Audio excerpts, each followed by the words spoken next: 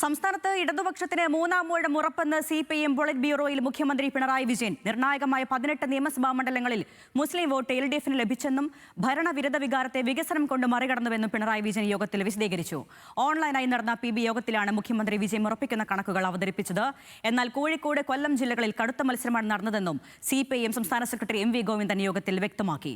നിയമസഭാ തെരഞ്ഞെടുപ്പിലെ വോട്ടിംഗ് ശതമാനം മുൻനിർത്തി ഭരണം മാറുമെന്നും തുടർ ഭരണം ഉണ്ടാകുമെന്നുമുള്ള ചർച്ചകൾ സജീവമാകുന്നതിനിടെയാണ് മുഖ്യമന്ത്രി ആത്മവിശ്വാസം പ്രകടിപ്പിച്ചത്.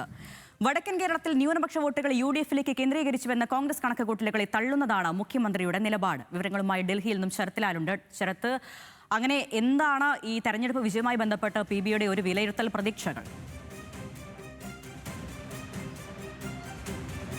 അരണ്യ, കേരളത്തിൽ മൂന്നാമതും LDF സർക്കാർ അധികാരത്തിൽ വരും എന്ന ഉറപ്പാണ് PB യോഗത്തിൽ മുഖ്യമന്ത്രി പിണറായി വിജയൻ നൽകിയത്. അതിനടിസ്ഥാനമായിട്ടുള്ള കണക്കുകളും അദ്ദേഹം യോഗത്തിൽ വെച്ചു. ദീർഘമായ ചർച്ചകൾ ഇത് സംബന്ധിച്ച് യോഗത്തിൽ നടന്നു എന്നാണ് നമുക്ക് ലഭിക്കുന്ന വിവരം. അതിൽ വളരെ പ്രധാനപ്പെട്ട ന്യൂനപക്ഷ വോട്ടുകളുടെ ഏകീകരണം LDFന് തിരിച്ചടിയാവില്ല. 18 മണ്ഡലങ്ങളിൽ നിർണായകമായ നിർണായകമായ ന്യൂനപക്ഷ വോട്ടുകൾ, മുസ്ലിം വോട്ടുകൾ പ്രത്യേകിച്ച് ഇടതുപക്ഷത്തിന് ലഭിച്ചു എന്നാണ് മുഖ്യമന്ത്രി അക്കമിട്ട് കണക്ക് പറഞ്ഞുകൊണ്ട് PB യോഗത്തിൽ വിശദീകരിച്ചത്. അതുകൊണ്ട് തന്നെ മൂന്നാമത്തെ LDF സർക്കാർ അധികാരത്തിൽ വരും, മൂന്നാം ഊഴം തനിക്കു തന്നെ എന്ന് ഉറപ്പിക്കുന്ന കണക്കുകളാണ് പോളിറ്റ് ബ്യൂറോ യോഗത്തിൽ മുഖ്യമന്ത്രി പിണറായി വിജയൻ മുന്നോട്ട് വെച്ചത്. അത് പ്രത്യേകം ശ്രദ്ധിക്കേണ്ട ഒരു കാര്യം, സംസ്ഥാന സെക്രട്ടേറിയറ്റ് യോഗം തെരഞ്ഞെടുപ്പ് ഫലം നിയമസഭാ തെരഞ്ഞെടുപ്പ് വോട്ടിങ്ങിന് ശേഷം നടന്ന സംസ്ഥാന സെക്രട്ടേറിയറ്റ് യോഗത്തിൽ പിണറായി വിജയൻ പങ്കെടുത്തിരുന്നില്ല മുഖ്യമന്ത്രി. അതിന് പകരം ഇത്തരമൊരു പോളിറ്റ് ബ്യൂറോ യോഗത്തിൽ ഓൺലൈനായിട്ട് മുഴുവൻ സമയവും അദ്ദേഹം പങ്കെടുത്തു എന്നതാണ് ഇന്നലത്തെ യോഗത്തിൻ്റെ ഏറ്റവും പ്രത്യേകത.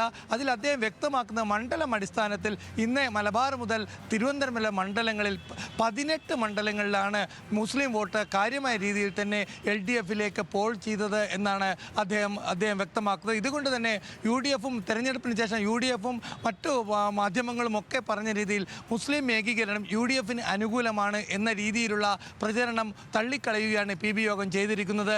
ഏതായാലും മൂന്നാം പിണറായി സർക്കാർ അധികാരത്തിൽ വരും എന്ന് തന്നെയാണ് PB യോഗത്തിൽ പിണറായി വിജയൻ അവകാശപ്പെട്ടത്. അതേപോലെ തന്നെ കടുത്ത മത്സരം നടന്നു എന്ന് 2 ജില്ലകളെ എടുത്തു പറഞ്ഞുകൊണ്ട് സംസ്ഥാന സെക്രട്ടറി P ഗോവിന്ദ മാസ്റ്റർ യോഗത്തിൽ വ്യക്തമാക്കിയിട്ടുണ്ട്. അതിലൊന്ന് കൊല്ലം, മറ്റൊന്ന് കോഴിക്കോടാണ്. ഈ 2 ജില്ലകളിൽ കടുത്ത മത്സരമാണ് UDFുമായി നടന്നത്.